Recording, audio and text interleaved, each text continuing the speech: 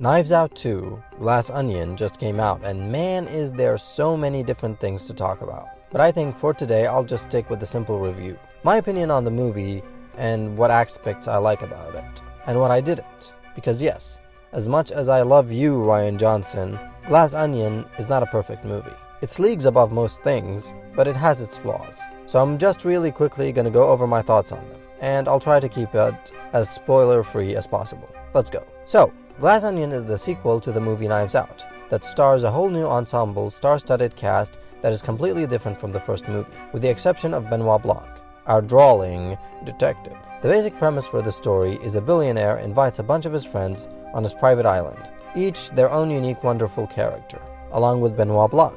The purpose of this visit, for all, is to solve a puzzle, the murder of him, Miles Braun, Ed Norton. And whoever gets to solve the murder wins the game. What's their prize? Nothing. Next. But something unexpected happens during the whole shebang.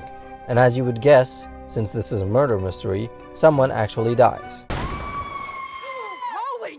It's hard to go any further than that without getting into spoilers, at least in terms of premise. Benoit Blanc is sitting here facing a challenge that is completely different from the one he had in the previous movie, and let's just say that it doesn't take him long to crack it. If I'm going to be talking about the characters, I will say that more than the previous movie, this one has unique each to their own characters that come from widely different paths and are somehow friends. You got the politician, the model, the scientist, and the YouTuber? Dave Bautista as a YouTuber. I'll just step aside and leave the field to him then. Who cares, he'll never find out who I am anyway. Another important thing about this movie is of course the twist. And like the first movie, Glass Onion does subvert your expectations from the typical murder mystery story. And, satisfyingly enough, in a completely different way here. So I'm very happy about that. Because like any good murder mystery, it's teased in a great way, but I personally didn't see the twist coming at all. Although in the first movie I kinda did, so gotta give him props for that. The theming and final message was well put together and set up from early on in a really compelling way. I just know the second watch through of this is gonna be awesome. It gets a bit emotional, just a tad bit, but for the most part just awesome comedy. It is hilarious, but I will say the comedy does go a bit too far in this one over the drama. The essential story of the movie is good, well thought out, not very original, but that doesn't really matter much. And I also can't get into any real details of the story because that would also be a spoiler. The style of the movie is, like in the first one, absolutely fantastic.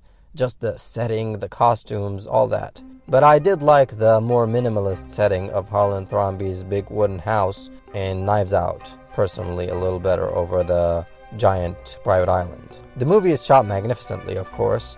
No need to say anything about that. Plus, it's not that important in this movie's case, but still, it looks gorgeous. You know what else looks gorgeous?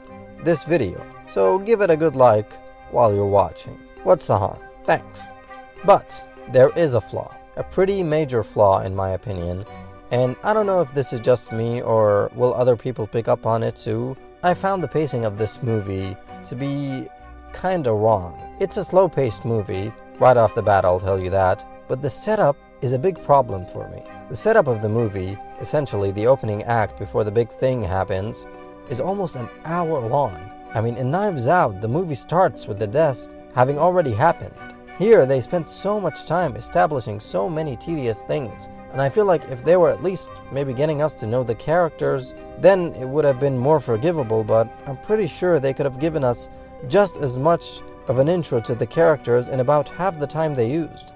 Plus, later on, we get the real talk about all the character that take up another big portion of the movie because of a bunch of exposition that happens, but I can't talk about that part. Because, spoilers, yes, we know, I'm boring you, I know. So yeah, that's a problem that I found here that definitely wasn't present in Knives Out. That movie was just snappy. There's another little ick I have with this one that directly ties in with the first movie. It's really more of a nitpick, but I'll just mention it real quick. The movie's plot felt a bit too convoluted.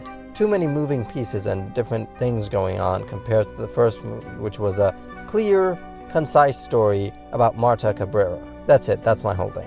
I just wanted to get my thoughts out on the movie because I really love Rian Johnson's work, especially how he saved his career after The Last Jedi, because Knives Out is one of my favorite movies, and every time I watch it, I feel like I pick up on something new. And I will say, Glass Onion, while I don't feel like it is on par with Knives Out, as good, it's definitely a worthy successor. I still loved it for multiple different reasons in spite of the flaws I found. And I will rate it a very nice 8 out of 10. The rating number doesn't matter. What I'm saying is, yes, you should watch the movie yourself. But watch this video of me ranking MCU movies first. See ya.